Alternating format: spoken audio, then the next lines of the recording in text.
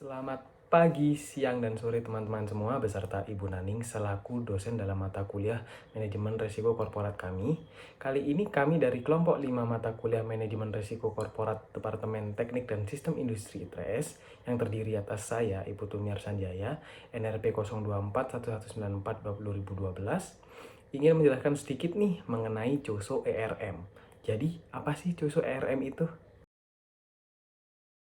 Committee of Sponsoring Organization of the Tradeway Commission Enterprise Risk Management atau yang biasa dikenal dengan COSO RM didirikan pada tahun 1985 yang merupakan aliansi dari 5 organisasi profesi yang diantaranya Financial Executive International atau FEI, yang kedua ada The American Accounting Association, the American Institute of Certified Public Accountant, the Institute of Internal Auditors, and di Institute of Management Accountants atau IMA. Awal mulanya, COSO mengembangkan studi mengenai sebuah model untuk mengevaluasi pengendalian internal untuk menindaklanjuti rekomendasi dari Komisi Tradeway. Dan pada tahun 1992, COSO menyelesaikan studi tersebut dengan memperkenalkan sebuah kerangka kerja pengendalian internal atau framework yang akhirnya menjadi sebuah pedoman untuk mengukur efektivitas pengendalian internal mereka. Berikut adalah framework pengendalian internal COSO pada tahun 1992. Selanjutnya, pada tahun 2001, COSO bekerja sama dengan PricewaterhouseCoopers untuk memulai proyek mengembangkan sebuah kerangka kerja manajemen risiko yang digunakan untuk mengevaluasi dan meningkatkan efektivitas ERM atau Enterprise Risk Management. Kerjasama ini membuahkan hasil pada tahun 2004 dengan dirilisnya COSO ERM Integrated Framework, yang mendefinisikan manajemen risiko sebagai proses yang dipengaruhi oleh stakeholders, diaplikasikan pada pembentukan strategi, dan pada seluruh bagian perusahaan, dirancang untuk mengidentifikasi kejadian potensial yang dapat mempengaruhi entitas dan mengelola risiko selaras dengan risk appetite entitas untuk menyediakan jaminan yang wajar terhadap pencapaian sasaran dari entitas. Dalam kerangka manajemen risikonya, COSO RM menuntut perusahaan untuk dapat menentukan terlebih dahulu sasaran perusahaannya, yang terdiri dari 4 kategori, yaitu yang pertama adalah strategis, yang berarti sasaran yang mendukung dan selaras dengan misi perusahaan. Yang kedua ada operasi, yang merupakan efektivitas dan efisiensi dari penggunaan sumber daya perusahaan. Yang ketiga terdapat pelaporan, yang merupakan keterpercayaan dari pelaporan. Dan yang keempat adalah pemenuhan, yakni pemenuhan terhadap hukum dan regulasi yang berlaku. Dalam COSO ERM, manajemen risiko terdiri dari 8 komponen yang saling terkait. Yang pertama adalah lingkungan internal, di mana mengidentifikasi kondisi internal perusahaan. Selanjutnya terdapat penetapan sasaran, yang merupakan sasaran kegiatan manajemen risiko harus sejalan dengan sasaran dari perusahaan. Selanjutnya terdapat identifikasi kejadian, yang merupakan kejadian internal maupun eksternal yang dapat mempengaruhi pencapaian perusahaan. Selanjutnya terdapat penilaian risiko, yang merupakan risiko yang dianalisis berdasarkan kemungkinan dan dampaknya. Selanjutnya terdapat perlakuan risiko, yang terdapat 4 alternatif terhadap perlakuan risiko. Yang pertama adalah avoidance atau menghindari. Yang kedua ada penerimaan atau acceptance. Yang ketiga ada mengurangi atau reduction dan membagi risiko atau sharing. Selanjutnya terdapat aktivitas pengendalian, yakni membangun dan mengimplementasikan kebijakan dan prosedur untuk memastikan perlakuan risiko diterapkan dengan efektif. Selanjutnya terdapat informasi dan komunikasi, di mana informasi yang relevan diidentifikasi, diperoleh, dan dikomunikasikan dalam bentuk dan waktu yang tepat agar personil dapat melakukan tanggung jawabnya dengan baik. Dan yang terakhir adalah pemantauan, yakni pemantauan terhadap seluruh kegiatan enterprise risk management yang harus dipantau, dievaluasi, dan dikembangkan.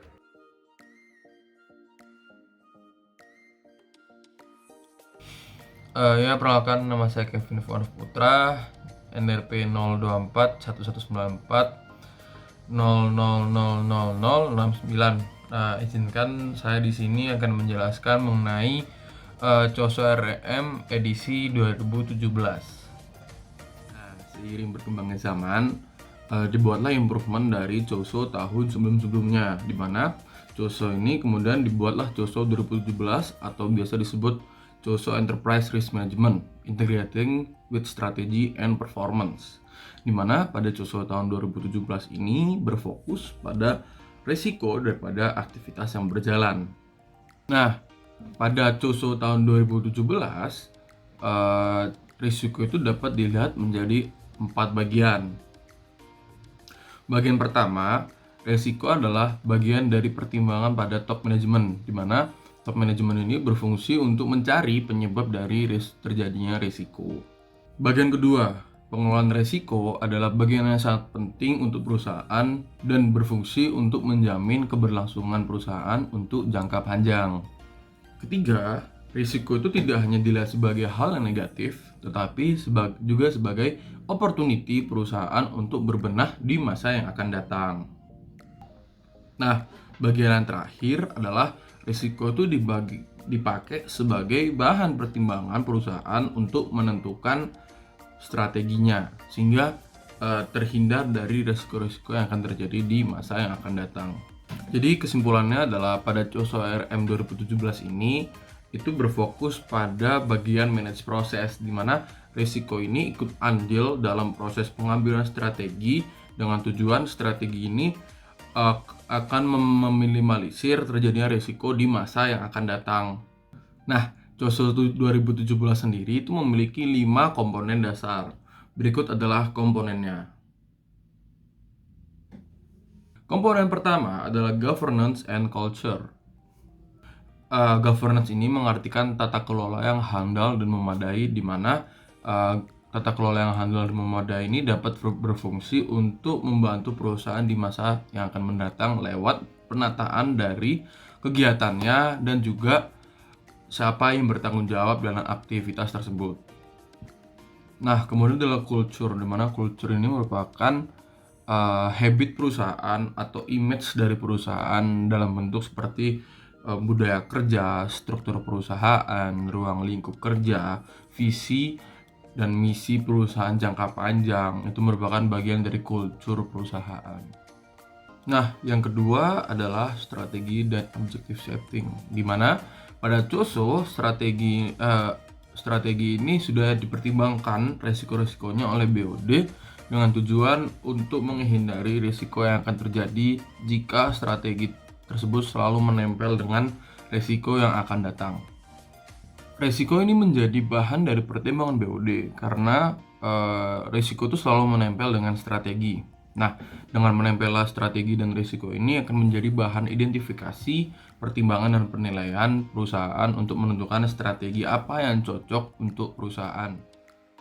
Nah, bagian ketiga adalah performance, di mana risiko ini berdampak pada hasil output atau performa dari perusahaan, sehingga risiko ini harus dapat dikurangi dan diminimalisir lewat tindakan-tindakan risk management. Lalu kemudian hasil identifikasi perusahaan mengenai risiko tersebut akan dijadikan sebagai bahan-bahan pertimbangan dalam menentukan strategi alternatif apa sih yang cocok untuk perusahaan, sehingga perusahaan tidak hanya terpaku pada satu strategi, tetapi bisa lebih dari satu, bisa 2, bisa 3, bisa 4, bahkan bisa 5 untuk menentukan masa depannya. Nah, kemudian perusahaan melakukan evaluasi dan analisis mengenai apa saja yang sudah dilakukan oleh perusahaan untuk memanajemen risiko. Nah, kemudian hal ini dijadikan pertimbangan dan perkiraan untuk menghindari risiko-risiko yang akan datang dan risiko-risiko yang bisa diminimalisir lagi di masa yang akan datang. Nah, yang bagian terakhir adalah information, communication, and reporting, di mana pada bagian terakhir ini perusahaan telah melakukan aktivitas manajemen risiko, sehingga perusahaan harus membuat laporan mulai dari identifikasi risiko hingga penyelesaian risiko. Nah, tujuannya ini adalah sebagai record dan bahan pembelajaran di masa yang akan datang.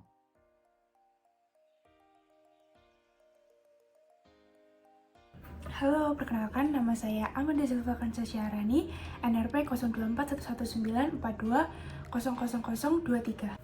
Selanjutnya terdapat kelebihan dan kekurangan internal control menurut COSO.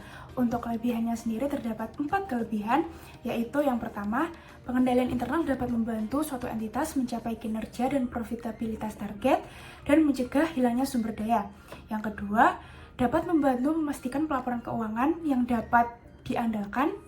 Yang ketiga, dapat membantu memastikan bahwa perusahaan sesuai dengan peraturan perundang-undangan. Dan yang terakhir, menghindari kerusakan reputasi dan lainnya. Nah, untuk kekurangannya sendiri yaitu pengendalian internal tidak menjamin keberhasilan perusahaan maupun perusahaan yang dapat bertahan hidup jika memang sifat maupun kinerja dari pihak internal dari perusahaan terkait tidak sesuai dengan kapasitas yang dibutuhkan atau memberikan dampak buruk terhadap stakeholders lain. Selain itu juga terdapat pengaruh-pengaruh eksternal yang tidak dapat dikendalikan oleh perusahaan, seperti pergeseran kebijakan, program pemerintah, tindakan pesaing, atau kondisi ekonomi yang dapat melampaui kontrol manajemen. Yang terakhir adalah contoh penerapan COSO Framework dalam suatu perusahaan. Contohnya adalah Bank BRI yang mengimplementasikan COSO Framework. Bank BRI ini mengimplementasikan COSO untuk melihat kondisi dan sistem pengendalian internal dari Bank BRI sendiri, di mana hasilnya ini menunjukkan bahwa terdapat dua komponen yang masih belum berjalan secara maksimal. Yang pertama adalah lingkungan internal, yang ditemukan adanya kasus fraud atau kecurangan yang melibatkan internal perusahaan. Kemudian, komponen kedua adalah komponen aktivitas pemantauan dan tindakan perbaikan. Pengendalian internal Bank BRI sendiri berkomitmen untuk melakukan perbaikan kelemahan dan dari dua komponen permasalahan tersebut, pengendalian internal Bank BRI berkomitmen untuk melakukan perbaikan. Nah, perbaikan kelemahan ini yang menjadi tanggung jawab pemimpin unit kerja operasional berdasarkan hasil monitoring pembinaan operasional, hasil audit SKAI, dan hasil audit dari auditor eksternal atau pengawas bank. Namun, dalam penerapannya masih banyak temuan auditor eksternal yang belum terselesaikan. Nah, itu merupakan contoh study case dari implementasi COSO yang diterapkan oleh Bank BRI.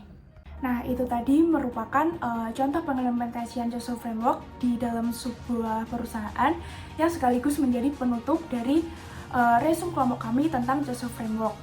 Terima kasih.